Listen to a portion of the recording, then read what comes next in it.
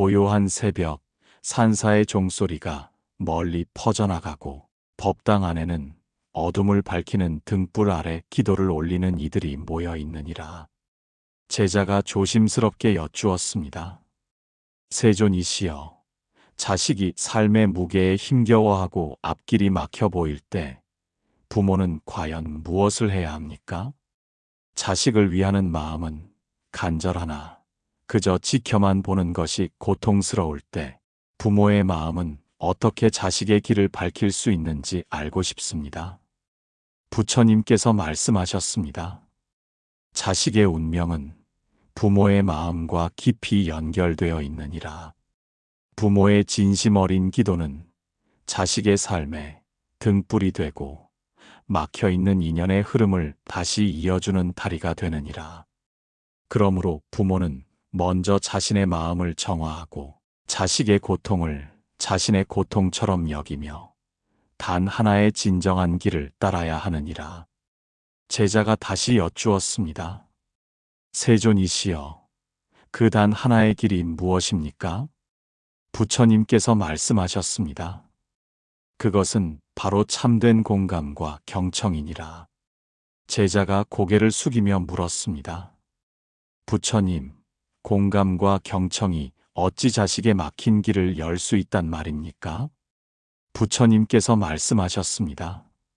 자식이 힘들어할 때 부모는 조급한 마음으로 해결책을 제시하려 하거나 자신의 경험에 비추어 조언하려 하는 우를 범하기 쉽느니라. 허나 자식이 진정으로 필요로 하는 것은 부모의 현명한 조언이 아니라 자신의 고통을 있는 그대로 받아주고 이해해주는 따뜻한 마음이니라. 자식의 감정을 진심으로 공감하는 것이 중요하니라. 자식이 힘든 점을 이야기할 때 그 말을 끊지 않고 끝까지 들어주는 것이 소통의 시작이니라. 부모는 자식의 말을 주의 깊게 들어주고 그 감정을 그대로 반복해주는 것이 도움이 될 수 있느니라. 예를 들어 자식이 시험을 망쳐서 너무 힘들어요 라고 말할 때 그래, 시험을 망쳐서 많이 힘들었구나 라고 그 감정을 그대로 인정해주는 것이니라. 이는 자식의 마음을 열게 하는 열쇠가 되느니라. 제자가 조심스럽게 물었습니다.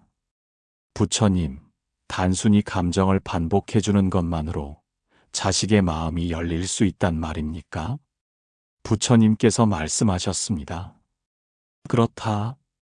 마음이 하는 말은 공허할 뿐이나 참된 공감은 행동에서 비롯되고 행에서 이어지며 말로 마무리되는 법이니라.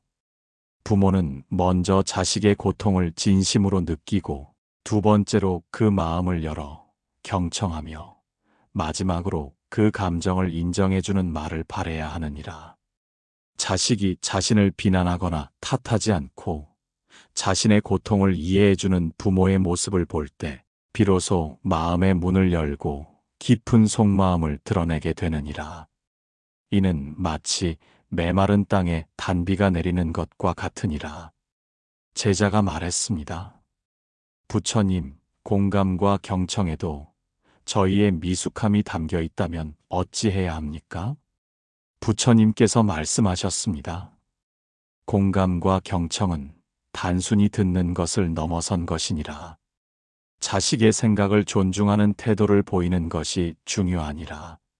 자식의 생각이 틀리다고 비판하기보다는 너라면 충분히 그렇게 생각할 수도 있겠네와 같이 인정해주는 것이 중요하니라. 부모의 이러한 태도는 자식에게 안정감을 주고 자신의 감정과 생각을 자유롭게 표현할 수 있도록 용기를 북돋아주느니라. 제자가 되물었습니다. 세존이시여, 공감과 경청을 꾸준히 드리려면 어떤 마음가짐을 지녀야 합니까? 부처님께서 말씀하셨습니다. 5가지를 기억하라. 첫째, 자식을 바꾸려 하지 말고 스스로 자식의 마음을 이해하려는 마음. 둘째, 자식의 고통을 보는 연민의 눈. 셋째, 부모의 말과 행동이 자식에게 미치는 영향을 깊이 헤아리는 지혜. 넷째, 인내심을 가지고 자식의 이야기를 끝까지 들어주는 꾸준함.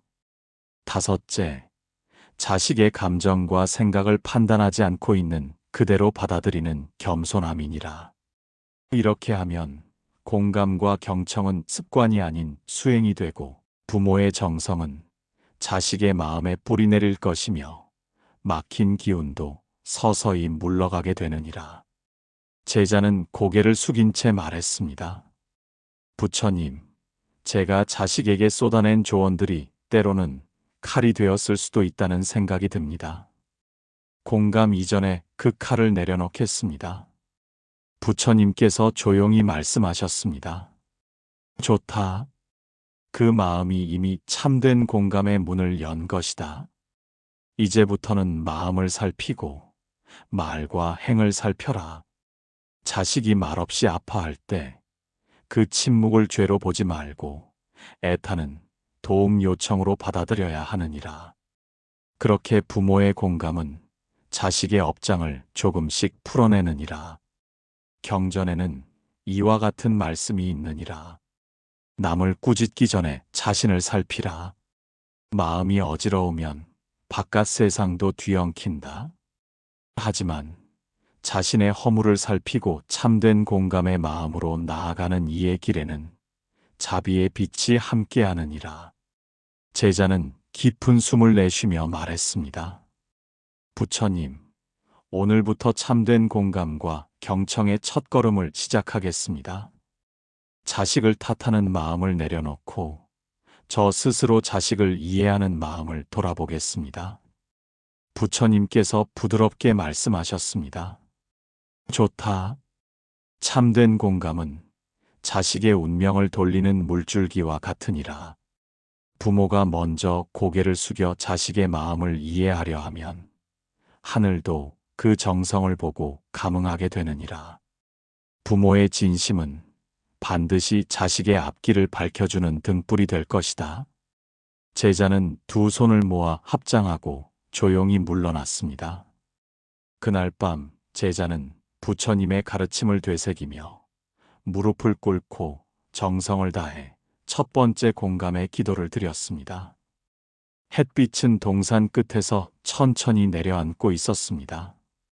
사원의 법당 기둥에는 바람 따라 흔들리는 기도등이 조용히 출렁이었습니다.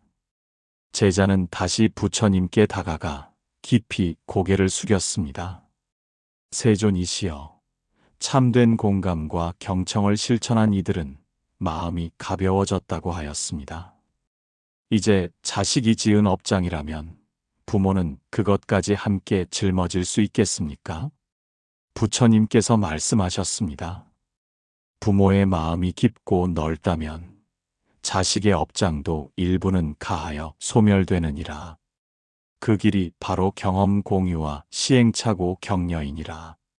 제자가 조심스럽게 여쭈었습니다. 부처님, 경험 공유와 시행착오 격려가 어찌 자식의 업장을 소멸시킨단 말입니까? 단지 말로 격려한다고 말하는 것만으로도 효력이 있겠습니까? 부처님께서 고요히 고개를 끄덕이며 말씀하셨습니다. 마음이 하는 말은 공허할 뿐이니라.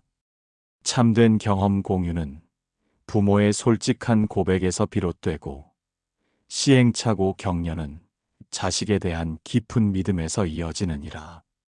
부모는 자신의 학창시절 경험이나 직장 생활의 고충 등을 솔직하게 자녀와 나누는 것이 좋으니라. 이때 성공 경험보다는 실패 경험을 공유하는 것이 자녀에게 더 큰 공감을 얻을 수 있느니라. 예를 들어 아빠도 어릴 적에 비슷한 실수를 해서 크게 좌절한 적이 있었단다. 그때는 세상이 무너지는 줄 알았지만 그 실패를 통해 더 많은 것을 배울 수 있었어. 와 같이 자신의 약점을 드러내는 것이니라. 제자가 말했습니다. 부처님, 경험 공유에 절을 올리는 정성도 포함되어야 합니까? 부처님께서 말씀하셨습니다. 경험 공유는 마음으로 바치는 공양이니라. 진솔한 고백 한마디가 1000번의 칭찬보다 값지니라.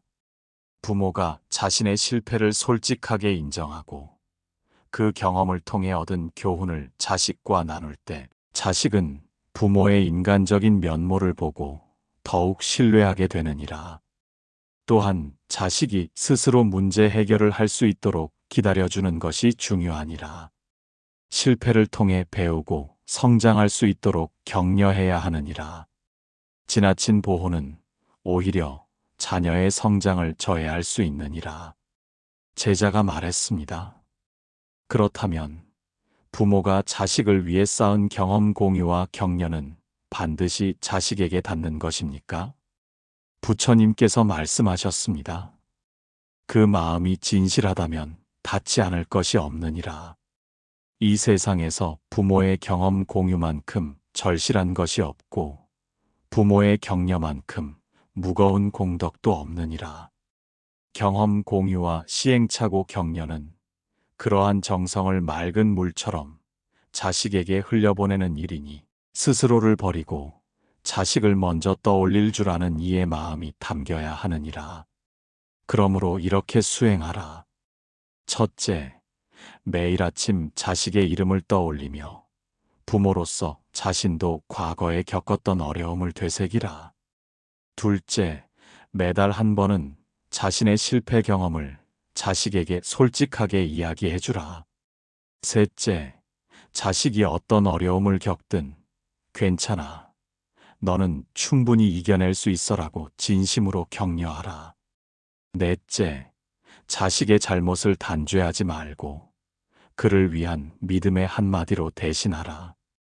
경전에서도 이르기를 선을 행하되 그 선을 내게 묵지 말고 타인에게 돌리면 그 덕은 더욱 깊어진다. 부모가 자신의 경험을 자식에게 회양하면 그 기운은 업의 흐름을 바꾸는 바람이 되느니라. 제자는 눈이 붉어졌습니다. 부처님, 저는 지금껏 자식이 복이 없다고만 여겼습니다.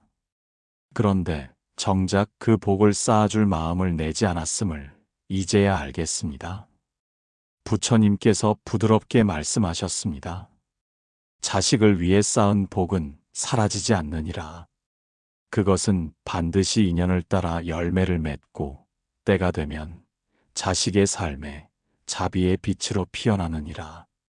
경험 공유와 시행착오 격려는 그래서 부모의 가장 지혜로운 선택이니라.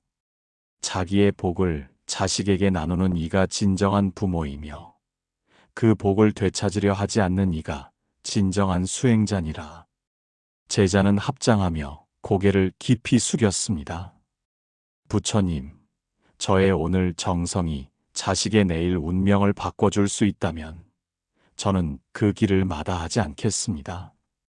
경험 공유와 시행착오 격려를 멈추지 않겠습니다. 부처님께서 눈을 감고 말씀하셨습니다. 좋다. 부모의 공덕이 자식에게 전해질 때 그 인연은 새롭게 피어난다.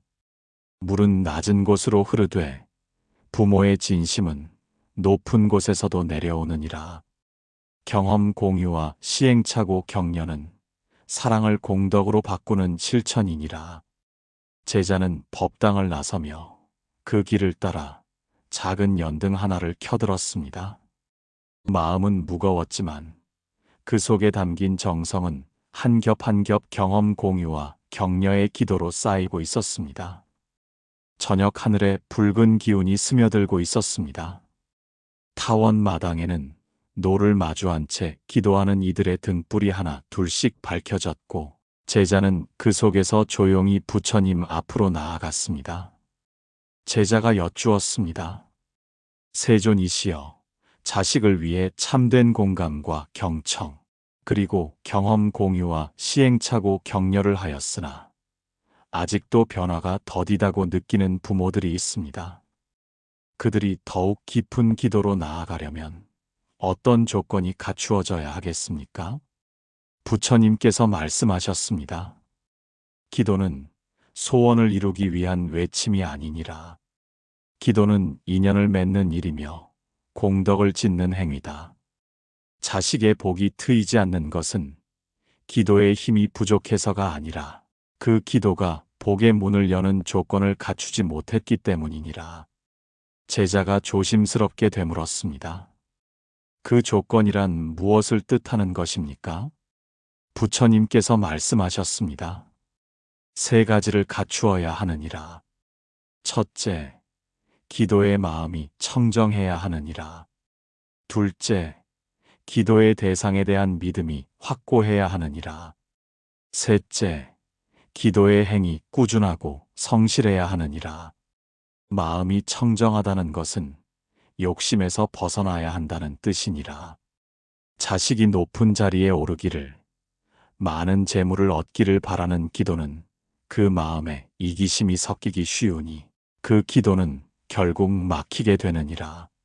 오히려 자식이 올바르게 살고 고통 없이 지내기를 바라는 마음이 복의 문을 여는 첫걸음이니라. 제자가 고개를 끄덕이며 말했습니다. 그렇다면 부모가 자식의 성취보다 자식의 평안을 먼저 빌어야 한다는 말씀이군요. 부처님께서 고개를 끄덕이며 이어 말씀하셨습니다. 그러하니라. 두 번째 조건은 믿음이니 부처와 법과 승에 대한 믿음이 바로 설 때 기도의 길도 바르게 열리느니라. 부모가 의심을 품고 정말 이런 기도가 효과가 있을까라고 여긴다면 그 의심이 벽이 되어 복의 문을 닫게 하느니라. 믿음은 등불이요. 기도는 그 등불 아래 놓인 향이니 믿음 없이는 향도 피울 수 없느니라. 제자가 다시 여쭈었습니다. 그렇다면 꾸준하고 성실한 기도는 어떻게 실천해야 합니까? 마음은 있지만 바쁜 일상 속에서 지치고 중단되기 쉬운 것이 사람의 삶입니다.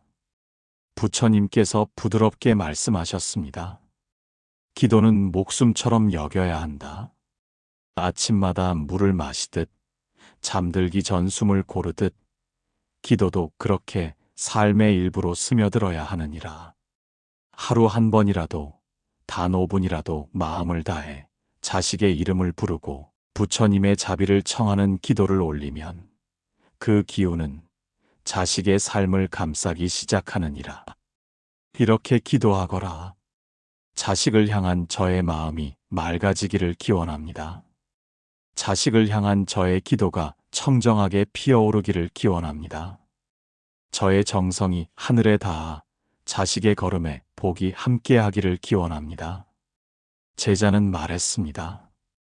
세존이시여, 자식을 위해 기도하면서도 그 기도에 애착이 생기고 기대가 무겁게 달라붙는 것을 느끼곤 합니다.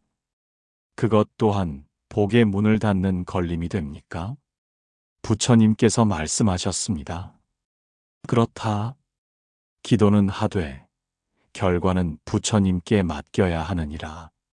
자식이 잘 되는 모양을 미리 정해두고 그 모습대로 되기를 바란다면 기도는 집착이 되어버리느니라. 진정한 기도는 이 아이가 부처님 뜻 안에서 자신의 인연대로 잘 살아가기를 바라는 것이다. 그것이 바로 복의 문을 여는 기도이니라. 경전에는 이와 같은 가르침이 있느니라. 마음이 고요할 때 하늘도 열린다. 바라는 것을 내려놓을 때 진정으로 원하는 것이 이루어진다. 기도는 내려놓음에서 시작하여 복으로 이어지느니라. 제자는 잠시 침묵한 뒤 말했습니다. 부처님, 부모가 자식을 위한다 하면서도 그 안에는 끊임없는 비교와 욕심이 들어 있었습니다. 자식을 위한 기도가 아닌 제 욕망을 투영한 기도였음을 고백합니다. 부처님께서 조용히 웃으며 말씀하셨습니다. 그 깨달음이 바로 기도의 문턱을 넘는 첫 걸음이니라. 욕망에서 벗어나고 청정한 마음을 되찾으려는 그 발심은 이미 공덕이 되었느니라. 그러니 지금부터는 욕망의 안개를 걷고 밝은 기도의 마음으로 자식의 길을 비추어야 하느니라. 제자는 다시 합장하였습니다.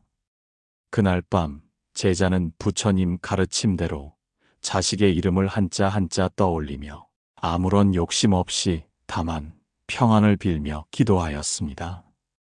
그 기도는 짧았으나 깊었고 복의 문을 두드리는 첫 울림이 되었습니다. 밤이 깊어가자 하늘엔 별들이 맑게 떠올랐고 법당 주위에는 기도를 마친 이들이 고요히 머물렀습니다. 제자는 차분히 무릎을 꿇고 앉아 부처님께 다시 여쭈었습니다. 세존이시여, 참회하고 회양하며 복을 여는 기도를 드린 후에도 자식의 삶이 여전히 험난할 때가 있습니다. 인연은 닿지 않고 기회는 비겨가는 것 같습니다. 자식이 지은 업이 크다면 부모는 그것을 걷어내기 위해 어떤 실천을 해야 합니까? 부처님께서 말씀하셨습니다. 자식의 업은 자식의 것이지만 부모의 공덕으로 그 무게를 덜어줄 수 있느니라. 공덕은 진흙 속에서도 꽃을 피우게 하는 힘이니 부모가 짓는 공덕은 자식의 업장을 씻는 물이 되느니라. 제자가 여쭈었습니다. 세존이시여, 그 공덕은 어떤 방식으로 지어야 하며 어떤 실천이 가장 지혜로운 길입니까? 부처님께서 말씀하셨습니다. 공덕을 짓는 데에는 5가지 길이 있느니라. 첫째, 부처님 전에 매일 한 가지 계율을 지키는 서원을 올려라.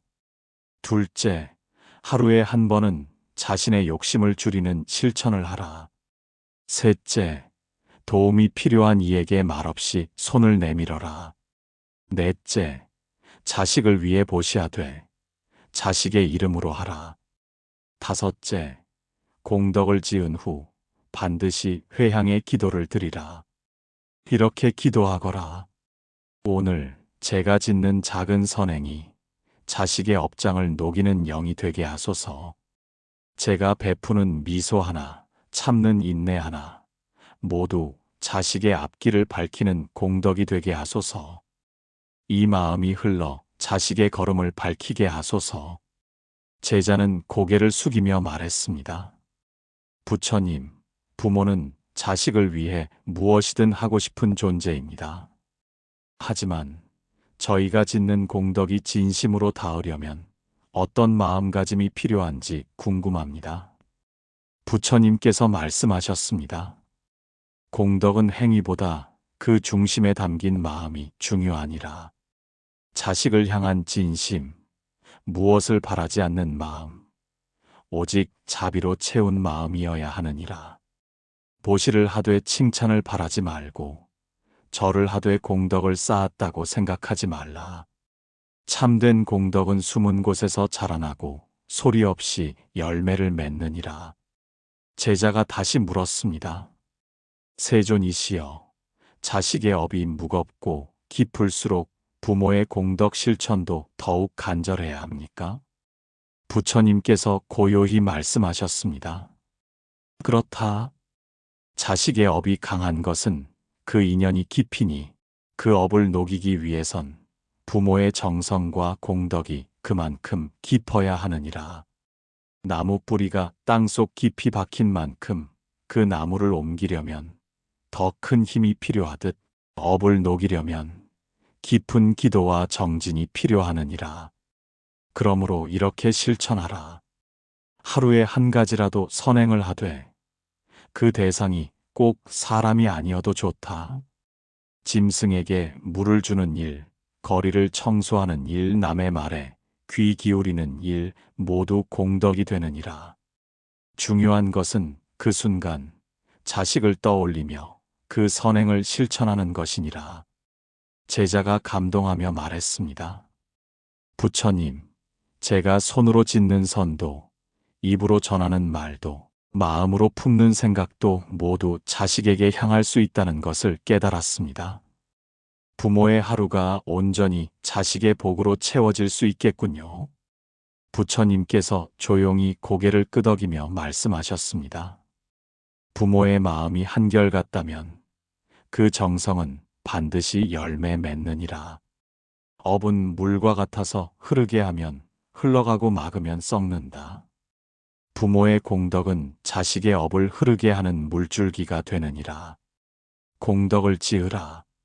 묵묵히 진실되게 매일같이. 그러면 자식의 운은 그 흐름을 타고 반드시 열리게 되느니라. 경전에서도 이를 얻느니라. 공덕은 던지는 돌이 아니요 심는 씨앗이니라. 당장 보이지 않아도 그 씨앗은 자식의 뿌리에서 꽃을 피우고 열매를 맺느니라. 제자는 두 손을 모으고 한 줄기 눈물을 흘렸습니다.